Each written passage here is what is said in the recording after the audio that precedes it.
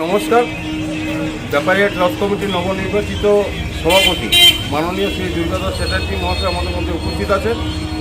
আমি তাকেই এই আগামী যে রথযাত্রা এবং পুনর্যাত্রা যেটা আমরা উদযাপন করব সেই উদযাপন সম্পর্কিত কিছু বলার জন্য অনুরোধ করছি।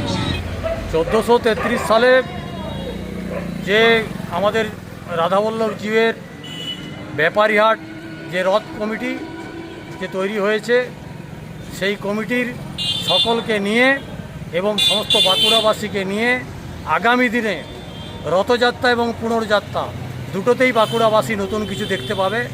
আলোকসজ্জা থেকে শুরু করে আমাদের যে কীর্তন এবং বাজনা এবং সাজসজ্জা সর্বত্রই নতুন কিছু থাকবে। আমরা তাই আগ্রহ করব, বাঁকুড়াবাসী আসুন, রাধাবল্লভজিউয়ের রথকে দর্শন করুন। আর ব্যাপারীহাটের যে রথ, যে ঐতিহ্য, বাঁকুড়ার যে একটা গর্ব, সেই রথকে আপনারা সাফল্যমণ্ডিত রথযাত্রাকে করুন।